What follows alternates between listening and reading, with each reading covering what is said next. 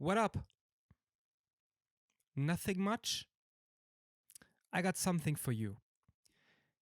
Did you know that there's something existing which is called professional cuddling? Yes, professional cuddling. Apparently, it's a well-known thing in Japan.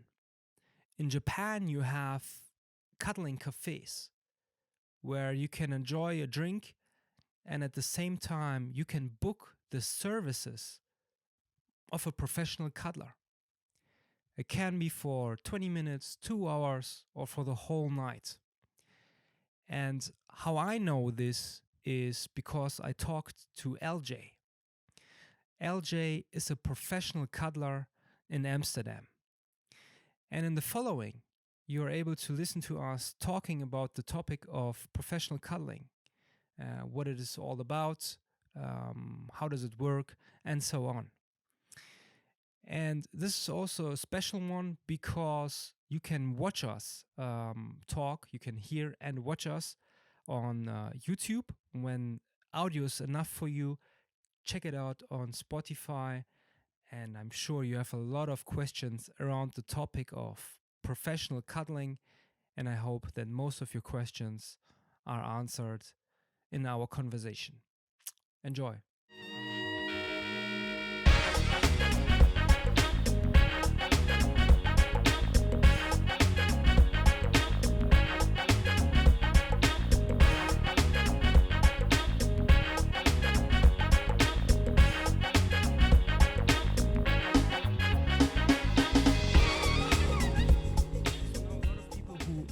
Back to their home country during this time. Oh, for sure. Because you're stuck at home and you don't have the social contacts you used to. Yeah. So you start to think more and you start to value more, and you value then family and your childhood or whatever it is, and then they go back. I know so many people who went back to Spain, to Germany, to wherever it is. Absolutely. You can tell even, well, I was back in Canada for 8 months, and then when I did get back here in August, I could tell there was just so many, there was less foreigners. I mean, obviously less tourists, but there was just like way more, I could feel there was just more Dutch than usual. And I even noticed in the job market too, typically no Dutch, no problem. And I noticed like Dutch was starting to be required a lot more. Yes. So. Yeah, it's very true. Yeah. Yeah, it's a difficult time. Yeah. How was it? How was the beginning of it, of your professional cuddling career? Well, how did you come up with the idea? How did you come up with? Did you see like two sweet cats cuddling and you were like, I can make money? I can do that. Well, so I actually can't remember when I first heard about it, but I remember thinking, oh my God, what a dream job. And I would be so good at that. I was like, I want to cuddle strangers. That sounds awesome. And so basically I'd always been in the back of my mind as, something I could do, something I would be good at.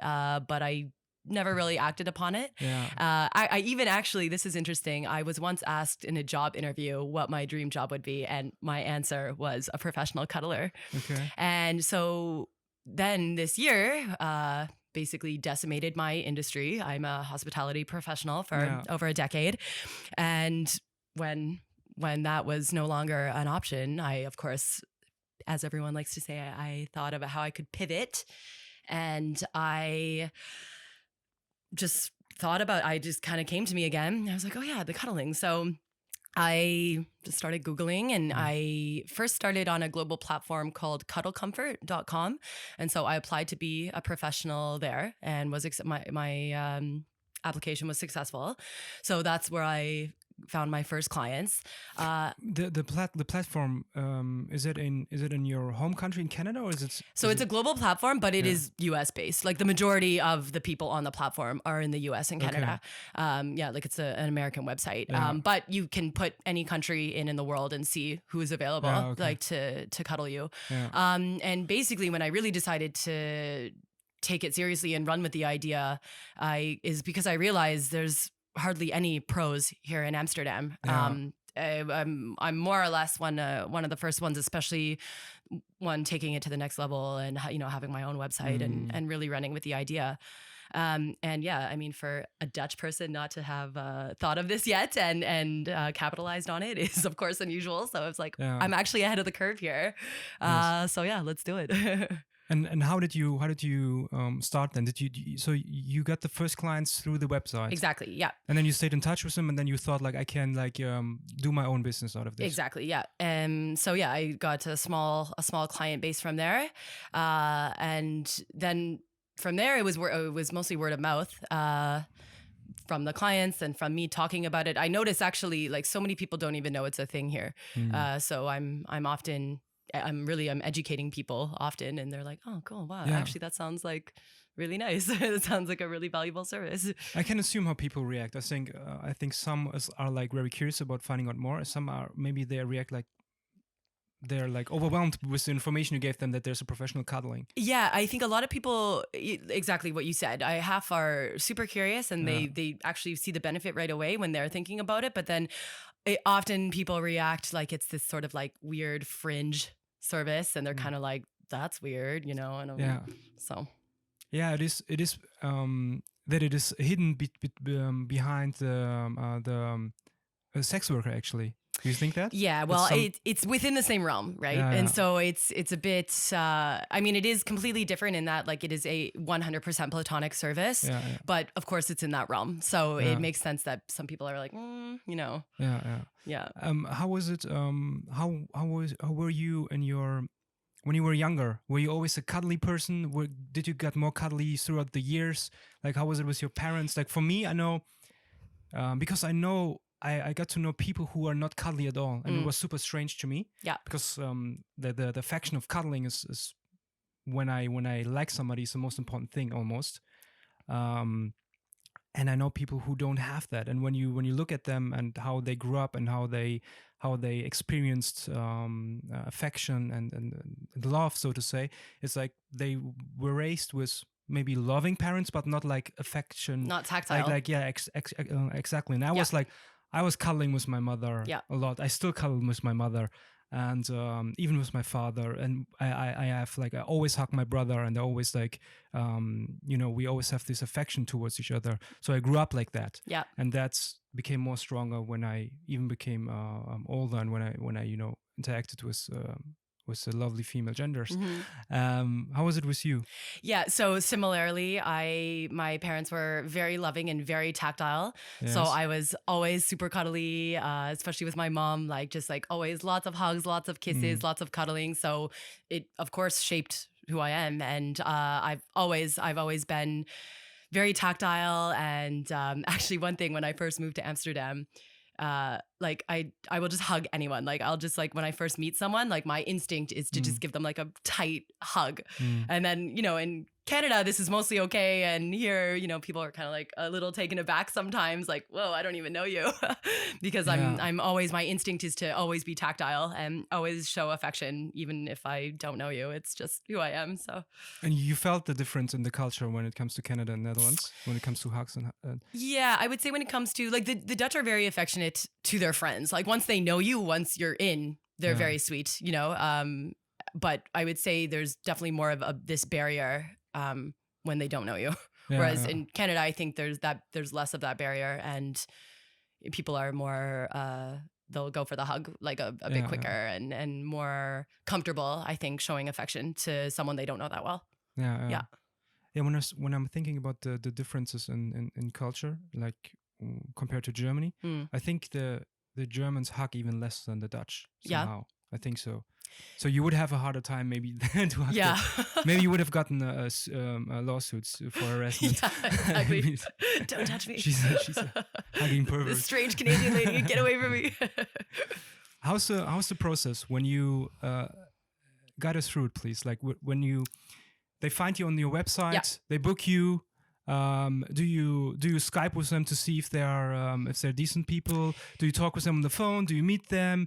Do you talk first? Is it cuddling and all these kind of things? Very interesting. So they book. They'll find the email link on my website, and they book this way. And then basically I'll send a questionnaire, just trying to get an idea of what they want out of the experience. Yeah. I find this is usually a good way to weed out the people who do want more. Yeah. I find often if people are a bit vague and sort of like, oh, what do you offer? Or You know what I mean? Like if they're being a bit vague, then I might say, okay, like, just remind you it's 100% platonic experience. Maybe you're looking for something else. Yeah. So I find this is a good way to weed out those people. So once I find out kind of what they're looking for, out of the experience, we set a date and a time. It's happening in the comforts of your own home. Mm-hmm. And I meet people and I'm not, people often ask me, they're like, aren't you uncomfortable just showing up to a stranger's house and being in this vulnerable, position with them? Yeah. And I'm not. I have a really strong intuition. Like I stand outside the door, and when I first shake their hand and meet them, I can get a good sense of them. Yeah. And if something ever, any alarm bells started going off and I was ever uncomfortable, I would just apologize and I would leave. Like I'm not the type of person who, oh, well, they booked the service, I feel bad. Like I would never, I have a pretty strong sense like that. And I'm a strong communicator. So if anything ever didn't feel right, I would just get out of there. So, and basically it's a completely customizable experience. I mean, the first session, there's a lot more communication. I like to, when I first meet them, I like to have a tea or a coffee and chat a little bit just for us both to get to know each other a bit and ease into the situation. And then typically people are wanting me to guide the experience. So I like to just kind of, start in a more, usually on a bed. I can cuddle on couches, but it's nice to be like laying down on top of the sheets. Yeah. And so I usually like to start in like a more friendly cuddle position, take 3 deep breaths, just like synchronize our breath and just sort of nuzzle in. And then typically people are wanting me to suggest positions and guide the experience. But that being said, if anything you think of that's G-rated and within a platonic realm, I'm totally open to. Yeah, I noticed too, some people want more dynamic experiences, like they want to talk more and they're interested in just like the more verbal communication and that connection.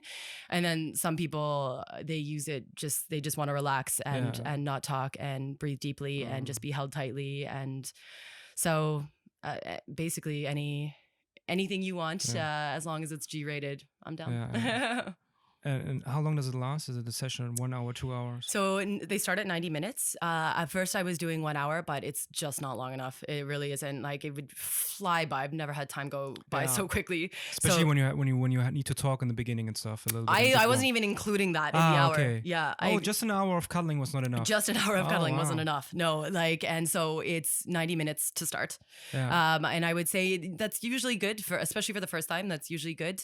My regular clients prefer 2 hours though. Wow. Yeah. And that also flies by. It really does. I've never had time go by so quickly, honestly. I'm always surprised when the little alarm goes off. And some talk during those 2 hours, some don't. Yeah. So I would say it is usually a mix of both. So especially with my regular clients, we of course we're friends now. We have a fantastic rapport, and so we'll nuzzle in. We usually spend maybe 20 minutes catching up, and then the rest of it just get deeper. Because of course you can just get deeper into it, more relaxed, and really reap the benefits when you're not talking. Especially me, when I'm talking, I'm a bit more dynamic. So I notice I'll be cuddling, and then I'll just be like using my hand still, and then I'm like, oh, okay, wait, I should hold you. What type of clients do you have then when you cuddle with them? Are they like older gentlemen, younger gentlemen? Do they have singles, or is the wife waiting outside until they finish cuddling and then they can do the rest maybe? Right. So majority men, some women though. But I was actually surprised when I first went into it. I kind of assumed the average client would be an older, middle-aged gentleman, and I've been surprised by how many young dudes are into it, and like I'm talking like early 20s. I have. So it is a mix, but I would say at this time I actually have more younger clients, and what I've noticed is these guys, they're often not the most confident, and this experience is really like a confidence booster for them, because unlike other forms of touch therapy, there's permission for an exchange in cuddling. So yes, I'm cuddling them and making them feel good, but they're also making me feel good, and it's obvious. So I think it really is a confidence booster for them to be, cuddling a cute girl, and it's obvious that I'm feeling nice, and then that really does kind of like boost their confidence and put them in a good position. So I've been surprised about the younger clients, but they're really reaping the reward the most with the confidence boost, for sure. It might be reason, and this is like after my extensive research of 2 minutes, so I don't have any knowledge, but it might be that you have younger clients because they are more aware of the fact that this job might exist. Good point. Yeah. Good point. And which means there's high potential for you once it's maybe spreads out a bit more. So there's a much more. That's definitely a factor. What I've also noticed too, though, is there is this one type of client who is kind of a commitment phobe. Because everyone needs touch, everyone needs love, and this is a very low commitment way to achieve that. Yeah. So, we could have a session, you get what you need, and then you could ghost me, never talk to me again, and no one is heard. Yeah. So I have noticed there is also within the younger gentleman, there's sort of this commitment phobe who doesn't want to deal with the complexities that usually would come along with cuddling, right? That makes total sense. Yeah. I've not thought about that. Yeah. And then when you look at that, and when a guy or when a person is then feeling, because the comfort zone is cuddling is very high, like you feel very comfortable, you're in a zen stage, I assume, especially when you really cuddle good. Of course. Do you experience guys where people they are like, I feel so comfortable with this person, now I want to know more about her, when they are like trying to initiate, not getting sexually, but initiate to getting to know you and getting even closer to you, where for you it might be a bit too much? So I'm pretty open, and so it's never gotten to the point where it is too much, but that absolutely happens in that you just feel more comfortable with someone when you're being that tactile and that physical. It also, because it increases your trust in not only yourself but in others too, and decreases anxiety, and just so you're more in this position mentally to be more vulnerable and to be more open. So I actually haven't had anyone cross any lines in terms of what they wanted to know about me or how they wanted to connect with me. Yeah. That being said, I'm very open. I have nothing to hide. I wouldn't get too personal, and I haven't had anyone want to go there. But I'm quite easy to talk to, and I'm quite open, so I'm usually down. What do you think when I'm thinking about the whole experience? Why a person would book a professional cuddler? It's often when it's like about physical needs. Physical needs is often about sexuality, but when you masturbate or you jerk off, you still don't feel fulfilled. This is it. So because you didn't had the touch experience. Yeah. And that's the main part, what you're missing out. And I've had this conversation with your clients. They must know themselves quite good, because they know it's this is not sexual. This is something else. Yeah, and I mean, because I think sex is actually is almost easier to obtain than cuddling. Let's say you were on the platform, you find someone to hook up with. Doesn't mean you're going to cuddle with them after, right? Yeah. Even sex workers, they won't even hug you. I had a friend visit one in the red light district and ask for a hug, and straight up would not hug him. So you're almost better off either taking care of yourself or, finding the physical aspect elsewhere. And then this service, you get the cuddling, the touch, the affection and the love that everyone deserves. And it is, honestly, I've had clients be like, this is more fulfilling than I mean, of course, if you're having sex with a partner and cuddling for a long time, like a long time partner and cuddling for a long time after, that's one thing. But especially if you're single, like it's honestly, it's more of a fulfilling experience. And the benefits are they're so immediate too. Like, unlike other forms of therapy, or meditation and mindfulness, like, of course they work, but it's, after many sessions and after perfecting it, but the benefits from cuddling are immediate and accumulative too. Did you ever had a situation where you felt good with a client? It was all fine, and once you started cuddling, you felt, did you sense something which is not really working well here, or the guy maybe was shy cuddling, or he didn't let loose for the cuddle? Yeah, definitely. I mean, not everyone is comfortable cuddling with a stranger. Yeah. I mean, I am, but so you definitely have to ease into it. And I mentioned I do the, a little chat and tea and coffee the first session, and that's a big part of just sort of like getting comfortable with each other. Yeah. But yeah, I've definitely had situations where, we start to nuzzle in and it's just stiffness. And so that is when the communication is key. I'm like, okay, how's this? Can I do this? There's a lot of the first session. There's a lot of asking for consent, seeing what works for them, and seeing like, okay, how can we calm you down right now? Like, what do you want? Yeah. So, lots of communication the first session. That's another benefit too, is it makes the client also better communicators in terms of them communicating their boundaries and learning how to do that. So. Oh, okay.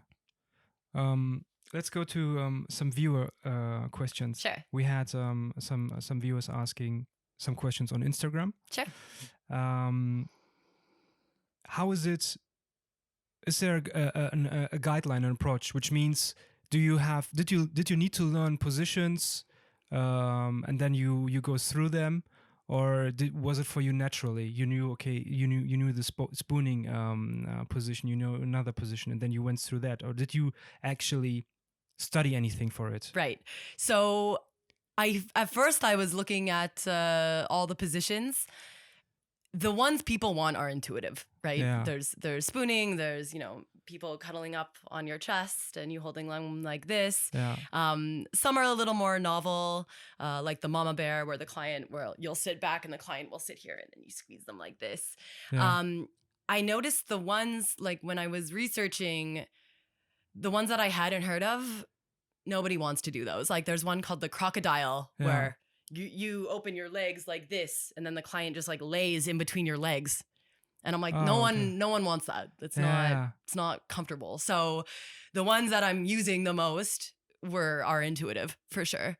But that being said, I did do like I reviewed them. I reviewed the positions. Yeah. But the ones people want are, I would say, mostly You intuitive. don't do the crocodile. Sorry? You don't do the crocodile. I mean, if someone requested it, but it's just weird. Like, why do you want to lay in between my legs, like horizontally like that? I don't know. That might be weird. Doesn't make sense. For some, maybe. Yeah, again, I'm open to it. I'm open to all the positions. But the ones I usually like, I do, I have a little repertoire of positions in my back pocket, but they're mostly ones that people have heard of for the most part. So, how is it with COVID when you are not you're not the best guideline follower with this job, of course?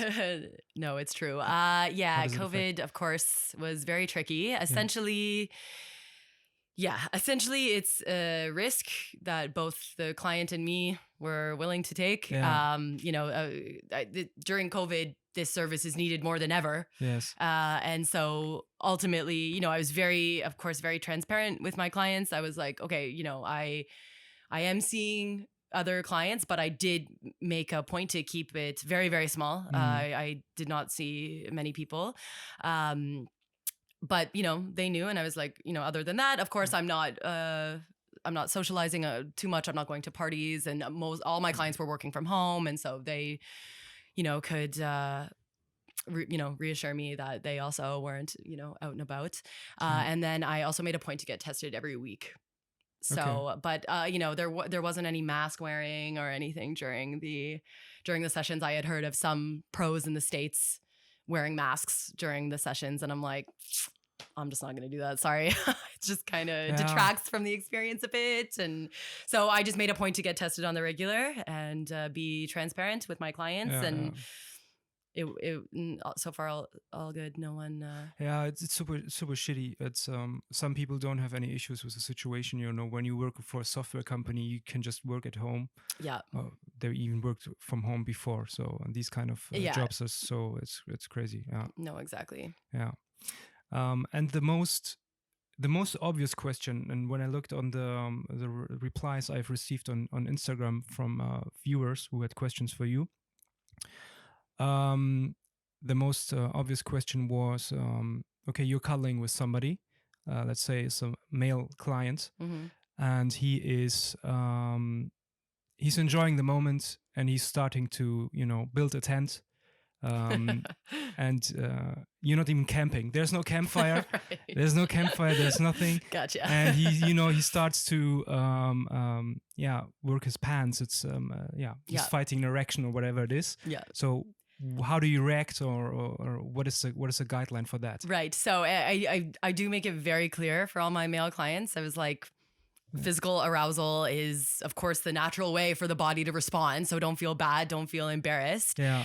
So basically, when it happens, if need be, we will just move positions so that it doesn't take focus. So, of course, if we're spooning and I'm little spoon and it happens, we will switch positions. But when it happens, as long as we don't focus on it, then I, of course, won't do anything to encourage any further arousal.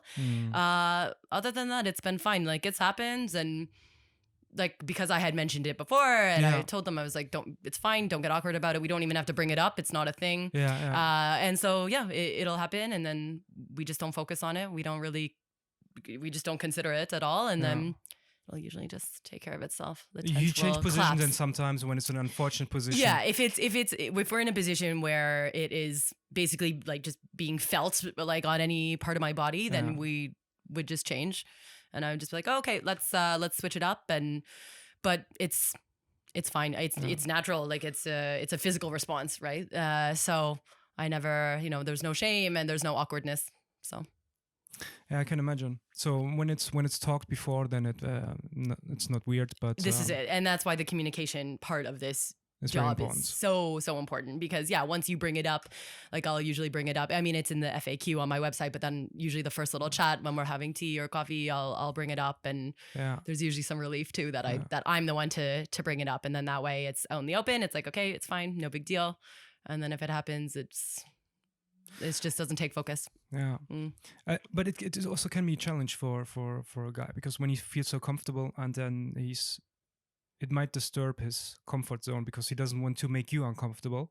Right. And then might be in a weird way. So I'm quite intuitive. If I sensed that he was getting awkward and uncomfortable because it was happening, and then he didn't want to make me have the wrong idea or something, I would just bring it up. I'm very direct in my communication. I'm a really skilled communicator. So I'd be like, are you okay? It's fine. Like, don't worry about it. And I usually crack a joke or something. Okay. I'll use humor also as a way to, if the energy is ever boiling, past the point of just simmering where it should be, I'll usually just like crack a joke to kind of like bring the energy down, and it usually works. or maybe you can even like give them tips to how to handle it. Like, I know, like when you're younger, you have unfortunate situations like that more often. So there's a trick, like, which is like put it under the belt, tuck it under your belt, or maybe they can have a front bag or something. I mean, as a female, I'm actually unaware of these tricks. Maybe I should have you consult as a consultant. Belt is always good. Okay. And okay, good to know. Like during school time, you were suddenly you were carrying your backpack in the front, and when you see around your waist, and when you see 14-year-old boy doing it, he's not confused. He's just making sure. Right. Yeah. Right. Okay. Good. I'll take notes. What is also very interesting for me is, because when I heard what you're doing, I was thinking about who did I cuddle in my life without having sexual interactions. Right. So of course, family members. There was never incest in my family. We are not that traditional. And but when it comes to like, I'm an affectionate person with friends. So when it comes to hugging, I even slept with two of my friends in my bed, and we had no issues. We didn't do like all the cuddling positions, of course, but it's all fine. But when it comes to females, I remember I cuddled my roommates when I lived in Germany. I cuddled my roommates, and we never had genital party. There was never sexual interactions. Right. And so I know, because some people say it's not possible to do that without. So I think from that situation, I know it's possible. It is. And we didn't cuddle like every day. We didn't sleep in the same bed. Right. But sometimes, like once in 2 weeks, we maybe watched a movie, and then there was just a hat on my shoulder or just a hug. Some touch, some affection. Exactly. Yeah. So and we didn't have to fight our sexual desire or something, because it was not pleasant, but we were comfortable enough to cuddle. Yeah. But that's not very often. It doesn't happen a lot. Definitely not. And I have to say, it's very progressive of you guys to have been able to share that dynamic. It's fun. We even slept.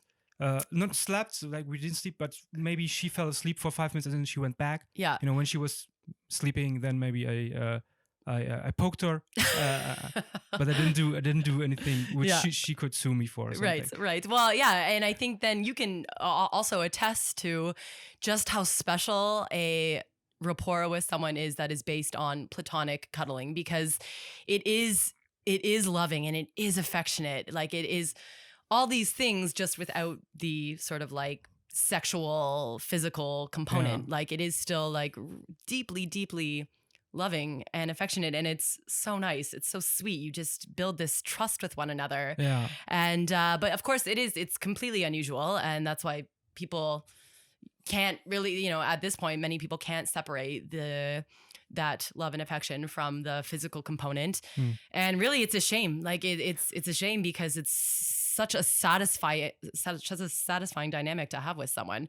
And there's also, I think also what my clients love too is, especially, the younger ones who are maybe just getting out there in the dating field and whatnot, there's no pressure, right? You receive this love and affection without there being these preconceived notions or pressure to have to perform and do more. Yeah. So you can really just turn your brain off and really just settle into it without having the pressure of needing to continue or take it to the next level, right? Yes. Yeah.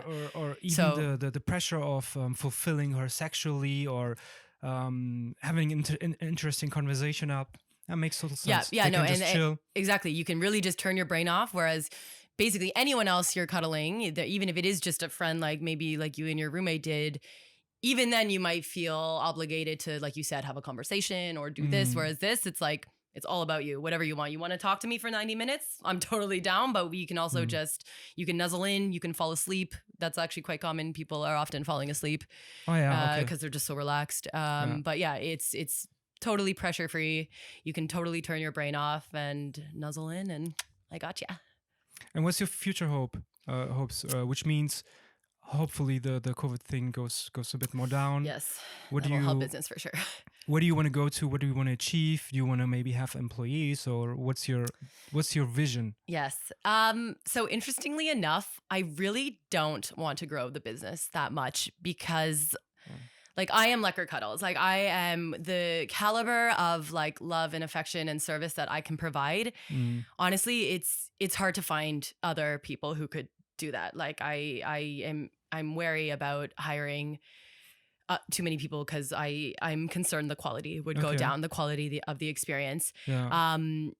That being said, if demand explodes, I might have to hire like one or two other people, especially if there is possibly a demand further away from Amsterdam and other parts of the Netherlands. Yeah, I might have to. But I don't ever want like a team of cuddlers that I'm just like facilitating and then I'm not cuddling anyone, because I mean, I like I mentioned, there's this exchange that I love. Like, I want to be the one cuddling. Like, I get so much out of it also. So I never want to be in a position where I'm just sort of like facilitating the business and not doing the actual cuddling myself. So yeah, I don't have these crazy plans to grow it huge. Perhaps one or two other employees, maybe. Yeah. Again, if I found the right people, which it's tough. I can't think of anyone I've met here in the 2 years I've lived in Amsterdam. I can't think of anyone I've met. And I've met a ton of people that would be suited to it. Okay. Yeah. So it would be a challenge, but if it gets to that point, then I would. But otherwise, like, the main goal is to just make a a good steady living, seeing many clients, like especially once COVID is completely done, I can just see as many people as I'd like, and forming genuine relationships with these people. Like, I mean, it sounds so cheesy, but I love people. Like, I want to have these intimate and affectionate connections with people. Like, that's the best part about it for me. And it's fulfilling to you as well, because you see maybe they grow in it, or it's affecting them in a very positive way. So Absolutely. It's very fulfilling. The changes I've seen, like in some of my regulars, are honestly astonishing. Like in just several weeks, like a couple months, just like the confidence through the roof, more self-reliant, more trusting in both themselves and others, decreased anxiety, and that, well, I mean, on a more physiological level, there's like it's called the cuddle. I call it like the cuddle cocktail of hormones. Oxytocin and dopamine and serotonin are released in your brain. Yeah. So you just feel amazing. Oxytocin is actually the body's natural painkiller too. I actually had one client with back pain, who afterwards, like, of course, I didn't do anything to tend to the back pain. Like, I didn't massage or anything. And afterwards, he's like, I can't even feel my back anymore. Like, it literally, the oxytocin just like kills the pain. But specifically with my regular, like, I'm like, so I have one regular I've seen the longest at this point. It's been just over 3 months, like on a weekly basis. And the transformation is amazing. He's just more confident. He's more outgoing too, almost like it allows people to work on their communication skills, and just being with someone of the opposite sex, and just have how that dynamic works, and them getting more comfortable with that dynamic too. So yeah, I'm super grateful that I could have had that sort of impact. Yeah, I can imagine. It sounds super. Like, people might be wanting to get to know more about it. Where can they find you? What's your website? Yes, so my business name and website is leckercuddles.com. Nice. So really good name, I have to say. I mean, of course. Did you come up with it yourself? Yeah, I did. Well, I was trying to think of a name, and I was just like, what would attract people? And then I'm like, the Dutch people love anything lekker. So Lekker, Lekker, Cuddles, Cuddles.com. Okay, nice. Yes. And then they can see your website, they can get information, and they can contact you. Exactly. So on the website, you'll see like a short about me, frequently asked questions. There's like a small code of conduct, and then the email link to get in touch and book a session. Nice, super cool. I'm happy to embrace anybody. So I'm really curious to find out how it will turn out once COVID is down. Yeah, me too. I have. I know it's so needed, especially after COVID, but then even before COVID, I mean, the whole irony of our time is that we are more connected than ever with the modern technology, but then at the same time, we're more disconnected because of that, right? Much. So I think it's even before the pandemic, it was so needed, but now it's even compounded. So I'm ready to run with it. I'm ready to embrace everybody, and I'm super excited. Cool. Yeah. Thank you very much for coming over. Thank you for having me. It was a good time, and wish you all the best. Let's stay in touch. I'm really curious to know what will happen. Of course. Thanks. Awesome. Thank you.